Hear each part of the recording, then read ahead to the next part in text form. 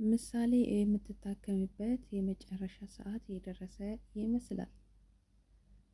እንግዲህ ሉላ ታግታለች ወይንም ደግሞ ሉላ ወደነ ሞገስና ወደነ ብሩክ ሄዳለች ማለት ነው። ዝና ያው ሊደርስባቸው አልቻለም፣ አምልጠዋሉ። ነገር ግን መሀሌት እኔ ፈርቼላቸው ነበር።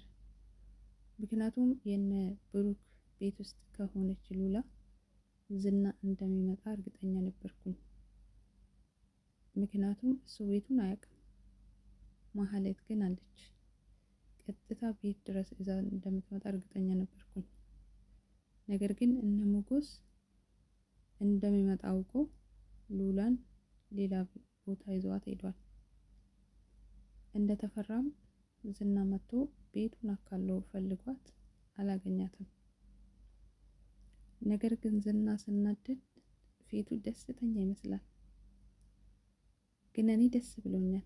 ምክንያቱም እነ ብሩኬና ሞገስ የተናደደውን ያህል ዝና ትንሽ ስለቀመሰ በብዛትም ሳይሆን ትንሽ ንዴት ቢጤ ስላገኘ ደስ ይላል። ነገር ግን ዝና አንዱ በቀላሉ መንበረከካ ይመስለኝ። ምክንያቱም እነ ሞገስ ወይንም ብሩኬ በጥንቃቄ ምሳሌንም እንዲሁም ዳጣን እንዲሁም ሉላን ራሳቸውንም ጠብቆ ራቅ ብሎ ካልተቀመጡ በስተቀር ዝና እንዲሁ በቀላሉ እጁ የሚሰጥ አይመስለኝም። ምክንያቱም ያሉበት ቦታ እስከ መጨረሻ ይፈልጋቸዋል ብዬ አስባለሁ። መሀሌት ያው ክፉ ክፉ ነው የምታስበው። ልጁን ማገት አለብህ እያለችው ነበር። ስለዚህ ምናልባት አንተ ምሳሌን አግታት ያኔ ሉላ ትለቀቃለች ልትል ስለምትችል ማለት ነው። ግን እነሱ ራሳቸውን አርቆ ከደበቁ ዝና ይስማማል ብዬ አስባለሁ። መሀሌት ክሱን እንድታነሳ ቅድስት እንድትወጣ ካደረገ እንግዲህ ሞገስ ሉላን ይለቃታል ወይስ አይለቃትም የሚለውን አይታወቅም። ምክንያቱም ሉላ አታውቅም ሞገስ ከሱ እንድትላቀቅ ወይንም ደግሞ ከዛ እንዳስወጣት ነው እስካሁን ድረስ። ስለዚህ ሞገስ መጨረሻ ነገሮችን ካሳካ በኋላ ሉላን እንደገና ወደዛ የሚመልሳት አይመስለኝም። ደግሞም አትመለሽም እያላት ነው። ዝናም አርፎ አይቀመጥም በፍጹም ሉላን እስከሚያገኛት ድረስ። ቢያገኛት እንኳን የሚበቀላቸው ይመስለኛል። ስለዚህ ብሩኬ ተሳክቶለት ምሳሌን ያሳክማት ይሆን ወይስ ዝና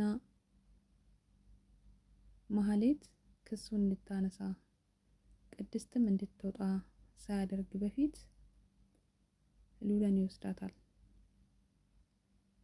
ምክንያቱም ክሱ ካልተነሳ ቅድስትም ካልወጣች ምሳሌ የምትታከም አይመስለኝም። ምክንያቱም ቤቱ መሸጥ አለበት፣ መኪናው መሸጥ አለበት። ስለዚህ ግዴታ መሀሌት ክሱን ማንሳት አለባት። ለማንኛውም ምሳሌ ቶሎ ብትታከም በጣም ደስ ይላል። ከዛ በኋላ እንግዲህ የሚሆነውን ደግሞ የሚቀጥለው ላይ ምን ላይ እንደደረሱ አብረን እናያለን። ሞገሴ ወንድ ልጅ የቆረጠ ይመስላል።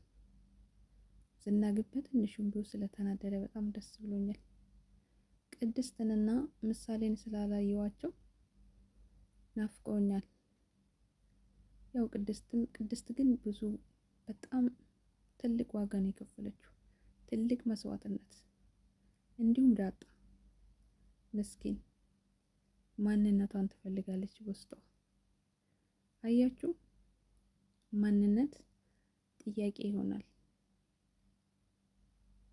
የጎዳና ልጅ ሆና ስትኖር እናቷ አባቷ ይናፍቋታል። ስታለቅስ በጣም ታሳዝናለች። ምናልባት እሷም ወደፊት ቤተሰቦቿን ታገኝ ይሆን ብታፈላልግ እናትና አባቷም ሊፈልጓት ይችላል እስካሁን። ምክንያቱም በትንሽነቷ ስለተጣለች አሁን አድጋለች። ምናልባት ቤተሰቦቿን ልታገኝ ትችላለች ብዬ አስባለሁ። ሰው ውድ ቤተሰቦቼ መልካም ጊዜ ይሁንላችሁ። ቪዲዮን ከወደዳችሁ ላይክ ማድረጋችሁን አትርሱ። የሚቀጥለው ደግሞ ምሳሌ ታክመው ወይም ደግሞ ጉዞ ጀምሮ ልናገኛቸው እንችላለን። እስከዛ ድረስ መልካም ቆይታ ይሁንልን ባይ